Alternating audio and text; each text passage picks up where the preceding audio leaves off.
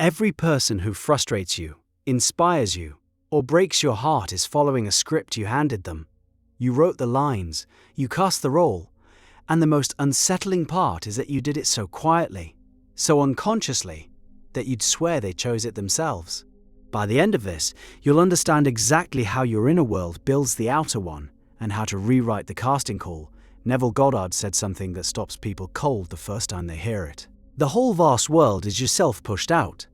Everything you see, every interaction you have, every reaction you receive from another human being is a reflection of something happening inside you. The neighbor who's cold to you, the partner who keeps pulling away, the boss who overlooks your contributions. They're all responding to a frequency you're broadcasting. One you may have been transmitting for years without realizing the signal was even on. This sounds like blame at first, and that response makes sense. If someone treats you badly, the last thing you want to hear is that you somehow invited it. But Neville's teaching goes deeper than surface-level cause and effect. He's pointing to the architecture of consciousness itself. Your assumptions about people don't just color how you interpret their behavior. Your assumptions shape what behavior shows up in the first place. Think about someone you trust completely. Notice how they seem to rise to that trust. They share things with you they don't share with others. They show up for you in ways that feel almost effortless. Now think about someone you quietly suspect is unreliable. Watch how they seem to confirm that suspicion over and over, almost on cue. You might chalk this up to good judgment. You read people well. But Neville would say the reading came first, and the evidence followed. This is where it gets uncomfortable. If your assumptions cast people into roles, then the version of your mother you experience is filtered through decades of accumulated belief about who she is. The version of your best friend you interact with is shaped by every assumption you've stacked up since the friendship began. You're never meeting anyone fresh, you're meeting your concept of them, and they're performing accordingly. Neville drew this directly from Scripture, though he read Scripture in a way most churches would find unrecognizable. When he spoke about imagination creating reality, he meant it with surgical precision. The imaginal act, holding an inner scene that implies your wish is fulfilled, doesn't just shift your mood, it restructures the field of possibility around you. People begin responding to the new assumption before you've spoken a single word about it. So how does this actually work in practice? Consider a relationship where you feel unseen. You carry a quiet assumption that your contributions go unnoticed, that people take you for granted. That assumption sits in you like background noise, constant and invisible. And every conversation, every dinner, every small moment gets filtered through it. When your partner forgets to ask about your day, the assumption says, "See?" When they do ask, the assumption finds a way to diminish it. They're just going through the motions. The assumption protects itself. It recruits evidence the way gravity recruits objects, silently, constantly, without effort. Neville's instruction was direct. Change the assumption and the world must rearrange itself to match. The method he taught was deceptively simple. Before sleep, enter a drowsy state, what he called the state akin to sleep.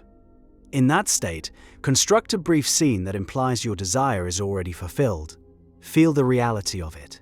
The texture, the warmth of the handshake, the tone of voice congratulating you, the weight of the ring on your finger. Live in that scene for a few minutes with full sensory conviction, then fall asleep inside it. The discipline this requires is genuine. Your rational mind will fight you. It'll present every piece of contrary evidence it can find.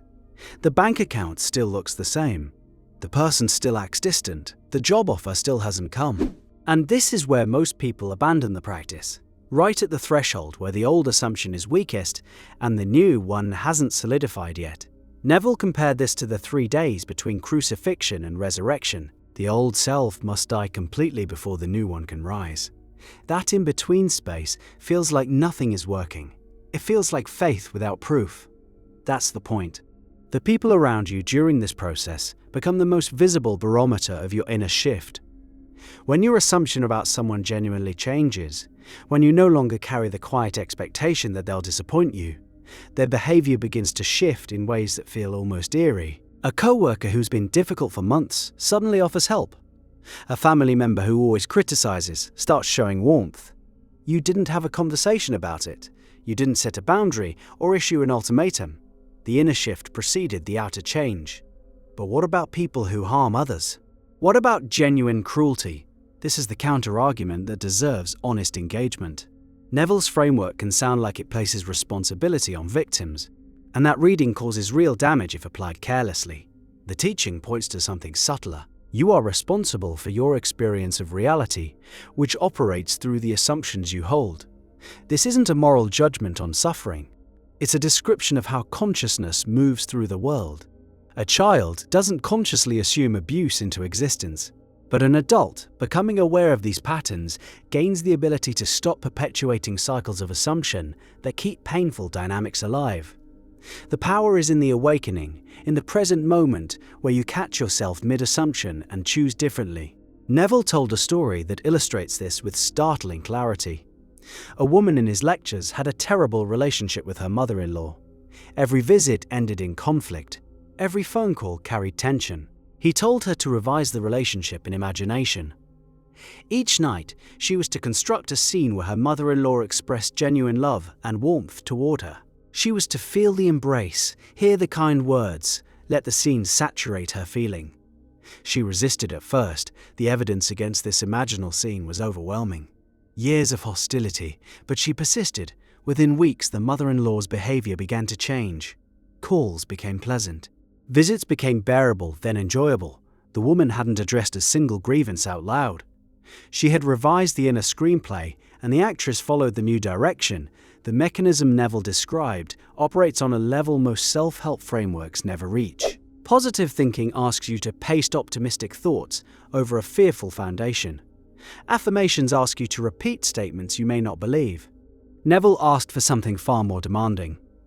Enter the feeling of the wish fulfilled so completely that the current reality loses its grip on your identity. Feel it until the imaginal scene carries more reality than the room you're sitting in. That depth of inner conviction is what moves the world. Your assumptions about yourself are the foundation of every assumption you hold about others. If you assume you're someone who gets overlooked, you'll cast everyone around you as people who overlook. If you assume you're someone who attracts loyalty, you'll find loyal people appearing and disloyal ones drifting away without drama. The world is a mirror, but the reflection has a slight delay. Change the face, and the mirror catches up. Always, this is why Neville emphasized mental diet with the same urgency a doctor would emphasize breathing. Every thought you entertain about another person is a casting decision. Every inner dialogue, where you rehearse someone's flaws, is a rehearsal they'll perform in your world. Every fearful imagining about how a conversation will go is a stage direction delivered straight to the actors of your life.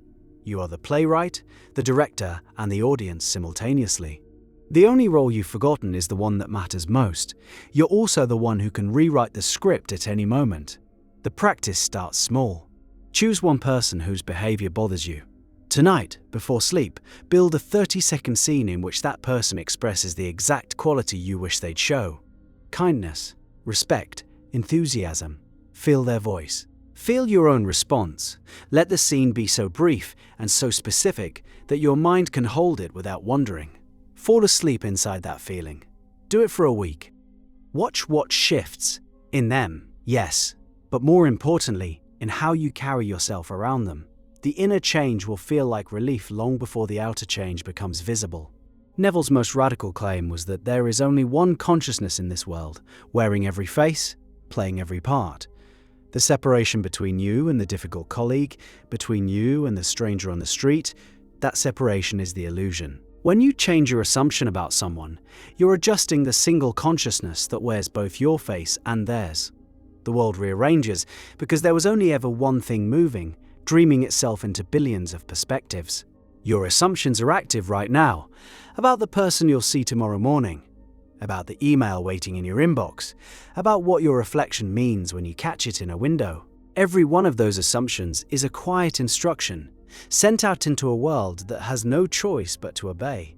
The question was never whether the world is yourself pushed out. The question is what self you're pushing.